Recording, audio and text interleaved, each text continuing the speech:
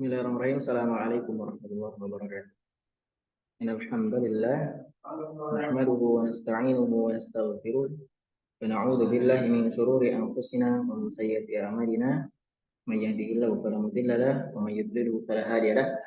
Asyhadu an la ilaha illallah wa asyhadu anna Muhammadan 'abduhu wa rasuluhu la nabiyya wa la rasula ba'da. Ma ba'du. Thayyib. Perkenalkan, nama saya Nazarudin, saya mahasiswa dari STIP Darul Fatah. Di sini saya akan mempresentasikan sebuah makalah yang berjudul dengan nama Anwa'ul Kalimah. Oke, Anwa'ul Kalimah. Oh, maaf. Kana wa akhwatuha. Jadi, teman-teman perlu kita ketahui bahwa ada latar yang membelakangi tentang penjelasan atau pembahasan tentang Anwa'ul Kalimah.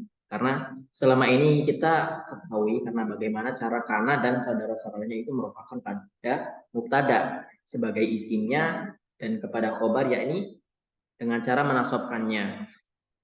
Untuk itu makanya dengan ada penulisan makalah yang saya buat ini yang berjudul kana dan saudara-saudaranya atau kana wa akhwatuha lebih tepatnya, tidaknya kita bisa mengetahui atau memahami tentang bagaimana cara kana dan saudara-saudaranya itu merupakan pada mubtadaan dan khobar, yakni menasabkannya. Oke. Kemudian di sini ada beberapa rumusan masalah yang akan kita bahas, yaitu yang pertama ialah apa yang dimaksud dengan kana dan saudara-saudaranya. Dan yang kedua adalah lafal-lafal mana sajakah yang termasuk lafal-lafal saudara kana. Dan yang ketiga ialah bagaimana khobar kana dalam peletakannya. Oke, itu tadi rumusan masalah yang akan kita kaji dalam slide yang selanjutnya. Oke. Di sini yang pertama dulu kita ketahui dulu untuk pengertian kana dan saudara-saudara ya teman-teman. Nah, di sini mungkin saya akan lebih menyebutnya kana wa tuha karena lebih simpel ya teman-teman ya.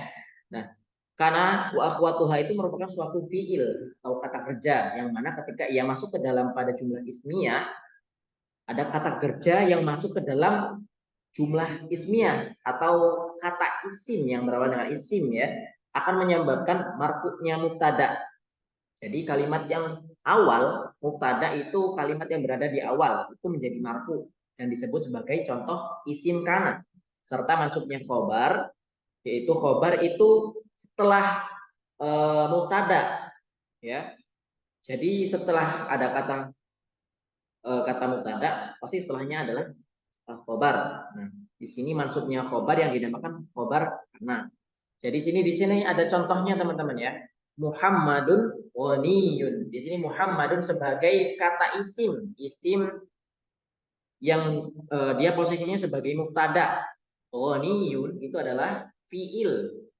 Kenapa ghaniyun dibaca ghaniyun karena khobar itu mengikuti mubtada. Yang di sini artinya adalah Muhammad itu kaya. Nah, jika kita perhatikan dalam kata ini, jumlah di atas itu merupakan jumlah ismiyah. Kenapa jumlah ismiyah? Karena berawalan dengan kata isim, sebagaimana yang saya jelaskan di episode-episode sebelumnya, bahwa isim itu adalah sebuah kata yang menyebutkan nama orang, tumbuhan, hewan, dan lain sebagainya. Nah, di sini jumlah ismiyah yang tersusun dari mubtada dan khobar.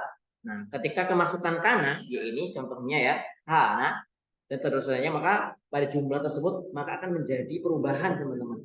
Nah, kita baca di sini kana Muhammadun ghaniyan. Oke. Yang tadi awal kalimat kata yang sebelumnya itu Muhammadun ghaniyun, kemudian kemasukan huruf kana, maka harokat setelah mubtada yaitu khobar dia menjadi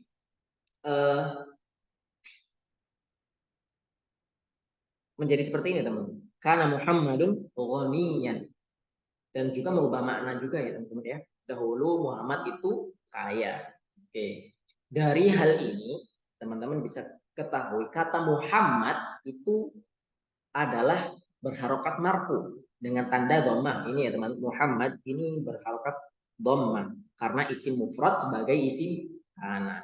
Oke, kita lanjutnya pembahasan. Karena di sini mempunyai tiga arti yang berbeda-beda, teman-teman. Tergantung sesuai konteks yang kita inginkan atau kalimat yang menyesuaikannya. Nah, di sini yang pertama itu bisa berarti terus-menerus atau istimror. Contoh dari kalimat ini ialah wa kanallahu ghafurur rahim. Yang artinya Allah senantiasa zat yang maha pengampun lagi maha pengasih. Ini contoh kana yang bisa bermakna terus-menerus. Nah, yang kedua ini bisa berarti menjadi. Oke, di sini kita kasih contoh kana wajhuhu muswadda yang artinya wajah orang-orang musyrik menjadi suram. Nah, kemudian yang ketiga ialah bisa berarti madi atau dulu. Nah, di sini saya sebutkan contohnya kana aliyun mujtahidan yang artinya Ali dahulunya adalah seorang mujtahid. Nah, di sini kita ketahui bahwa kana itu memiliki atau punya tiga arti yang berbeda-beda sesuai dengan konteks yang kita inginkan, teman-teman. Kita lanjut pembahasan selanjutnya ialah di sini ada fungsi kana dan saudara-saudaranya. Jadi tadi kita hanya membahas kana, di sini kita bahas juga dengan saudara-saudaranya. Nah, di antara saudara-saudara kana yang punya amal atau yang sama dengan kana itu adalah atau makna yang sama dengan kana itu di sini yang pertama adalah asbaha. Asbaha ini menunjukkan waktu, waktu subuh atau waktu di pagi hari. Kemudian ada adha, ini sama juga menunjukkan waktu, tapi ini waktu lebih waktu ke duha atau setelah subuh menjelang matahari terbit itu teman-teman. Kemudian ada dolla, yaitu menunjukkan waktu siang. Kemudian amsa menunjukkan waktu sore dan bata menunjukkan waktu malam. Nah, di sini fungsi kana dan saudaranya sama, cuma dia hanya membedakan dalam maknanya, teman-teman. Oke, mungkin hanya itu yang dapat saya sampaikan. Kurang lebihnya saya minta.